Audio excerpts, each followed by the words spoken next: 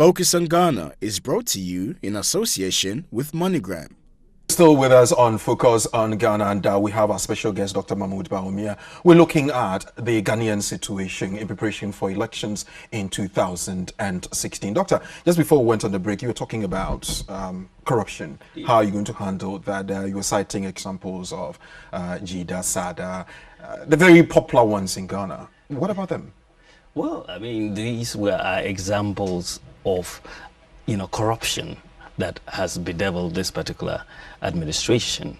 Sada was one which monies were basically that were intended for the development of the three northern regions plus parts of Volta and Brong-Ahafo, were taken by people ostensibly to do guinea fowls or to plant trees, but they were basically stolen. And there's no other word for it. JIDA is another, which used to be formerly the National Youth Employment Program. Okay. Lots of money, again, basically stolen. You went to the SUBA with the communications issue, where again a lot of money was stolen. Then you go to the judgment debts. Where you have your Wyoming, Waterville, Isotophone, and so on. Lots of money, millions and hundreds of millions of dollars, again stolen on dubious judgment debts, which the state was too happy to pay to cronies of this NDC party. So we need to deal with these things because they're very costly to the economy. But one would say these things have happened already. Avenues are there for people to get themselves dirtied in the pit of corruption. How would you plug these holes? Well, I think that you start by making sure that you pass the right to information law. Right. This government for the last 6 years has, even though they came into office saying that they were going to pass the right to information bill into law, they have not. What they have right now is a draft that is still very opaque, and civil society is asking for major amendments to make it transparent.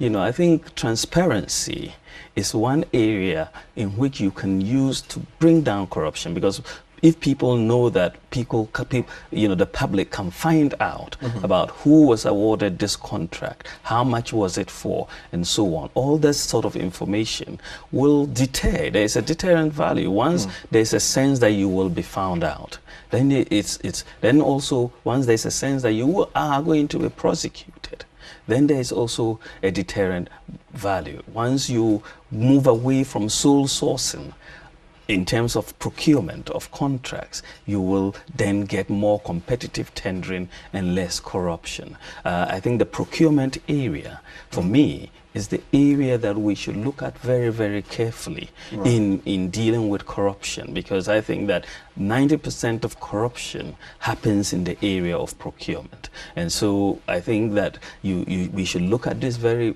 very, very well. I did, during the time MIDA, the Millennium Development Authority, was in place, yes, for example, I mean, they had a model for procurement which was very rigorous. And I think we should look at that sort of model for Ghana as a whole, because it brings a lot of transparency in the procurement process. I'm going to ask a very direct question, and it is this. What is your stance on Ghana's economy? Well, on Ghana's economy, it's a difficult question. What is your stance? I think that if you were sort of asking for my assessment, I think that the economy at the moment, as we're speaking, is not in good shape. Is it dire? I think so. I think it is dire. I think that you are having a situation today where this government has mismanaged affairs. Why do I say so? Yes. This government inherited an economy that has oil. For the first government in our history, have oil. Ghana is now, our oil exports are now the second largest exports for Ghana. So gold first, oil, and then cocoa. right? We exported about $3.8 billion in 2013 of oil, right? So this is a government that has had access to oil revenue.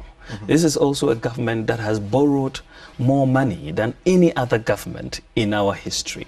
They've ostensibly for development, to build infrastructure. Precisely, ostensibly for development. So you've seen that, and I'll come back to that point very soon. We've increased the debt from 9.5 billion Ghana cedis in 2009 to 65.7 billion Ghana cedis, an increase of about, in dollar terms, 27 billion. At the same time, infrastructure, capital expenditure as a proportion of our GDP in that same period has gone down from 7% to 5%. You can't square that. It means that you are not investing the oil revenues in infrastructure. You are rather actually decreasing the proportion of infrastructure to your GDP, capital expenditure to your GDP. And that is not the good way to manage your oil resources, because you should rather be investing them. But the increase in expenditure that we have seen from this borrowing, 94% of the increase in expenditure has been in recurrent expenditure, wages and interest. Kweku, let me tell you. Yes. The interest cost alone of Ghana's borrowing for 2014, interest payments alone will now be 4 times our oil revenue.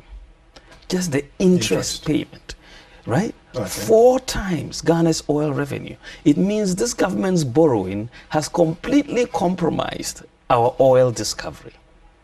They've borrowed like there is no tomorrow.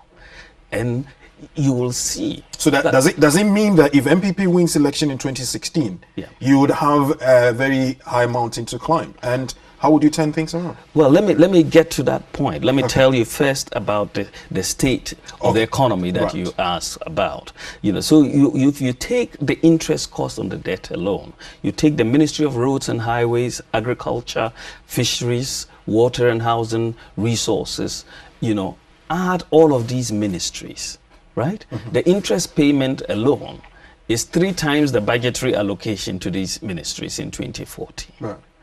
So it's taking out the borrowing has taken out so much fiscal space. You are not able to do other things that you should be able to do. Now, you are now in a situation, despite the fact that you have oil, despite the fact that you've borrowed more than any other government in our history, despite the fact that you've collected tax revenue more than any other government in our history, right? And despite the fact that today cocoa and gold prices are almost 50% higher than they were in 2008, notwithstanding all of those resources that this government has had access to, you are unable to pay your way on the National Health Insurance. They're in arrears. Get Fund, you're in arrears. District Assembly Common Fund, you're in arrears. School feeding, you're in arrears. Payment to contractors, you're in arrears. Payment to teachers, teachers allowances, teacher trainee allowances, nursing There's training. been a lot of agitation. So there's a recent the second-tier pension money. Second-tier pension money, and they are in arrears there too, and they shouldn't be in arrears. You've collected, and they cannot even give an account for the second-tier pension, which is unbelievable, you know. And so why, with the access to all these resources, is the economy, and economic growth is also in decline. So we are saying that their performance has been abysmal. You cannot square it. Infrastructure development in proportion to GDP has declined. You should have said that all this borrowing, $27 billion in 6 years, you know, should have reflected. You know, so the infrastructure development they are talking about so far is minuscule compared to the borrowing they have done. Well, they can, so where is the money? We can cite the various road networks that have been built, schools. But this is what I'm saying, Kweku. We, during the period of the MPP, for 8 years, the MPP borrowed about 5.5 billion Ghana cedis. 8 years. But we can show, you know, a lot of infrastructure development in that period.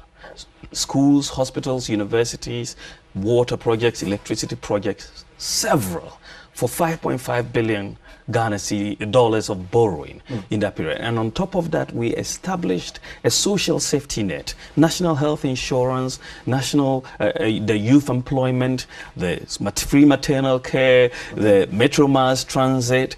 You know, a lot of social safety net was put in place to protect the less well-off in society. Right. Nonetheless, you know, the NDC has been in government, and with all these additional resources, you end up collapsing these schemes.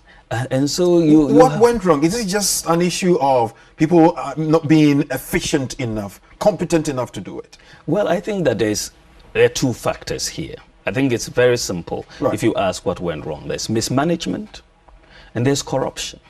Those two, when you add them together, will result in the decline of any economy. Is that the only Ghanaian problem? I think that is the heart of the matter. If you look at mismanagement, look at, for example, the exchange controls that were introduced. Yes. And you've had, you know, a depreciation of about 30% in our currency today.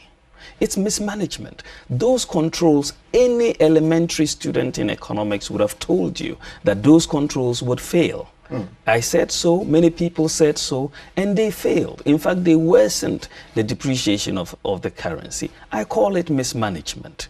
Some have said that you always predicted certain things to happen in the Ghanaian economy. The exchange rate control system not going to work. Ghana might have to go to the IMF if things go on that way. And all these things have come to happen.